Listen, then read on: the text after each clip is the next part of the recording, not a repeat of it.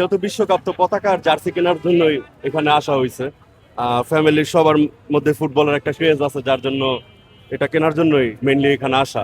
Basically এবার একটু দাম বেশি দেখতেছি, মানে অন্য সময় অনুযায়ী মার্কেট প্লেসে দাম অনেক বেশি।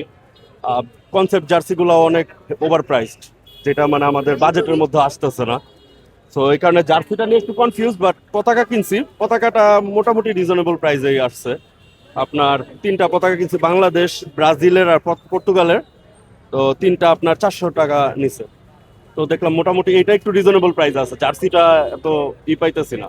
আমি ছোটবেলা থেকে ব্রাজিল সাপোর্ট করি, বাট এইবার যদি বলেন যে টিম অনুযায়ী যদি সাপোর্ট করি, তাহলে ভাই পর্তুগাল। বিকজ পর্তুগাল এবার একটা লিথাল টিম নিয়ে আসছে, বিশেষ করে ওদের মিডফিল্ডটা অনেক স্ট্রং। আর প্রত্যেকটা টিমই চায় ওয়ার্ল্ড কাপ জিততে, যেহেতু এবার রোনালদোর শেষ ওয়ার্ল্ড কাপ, ওর ক্যারিয়ারের শেষ ওয়ার্ল্ড কাপ। তো এবার ওদের টার্গেট আছে ওয়ার্ল্ড কাপ জিতার। আর টিম অনুযায়ী এবার পর্তুগালই সাপোর্ট করতেছে, বিকজ ওদের মিডফিল্ডটা অনেক ভালো লাগছে, টিম কনসেপ্টটা, কেমিস্ট্রি অনেক ভালো।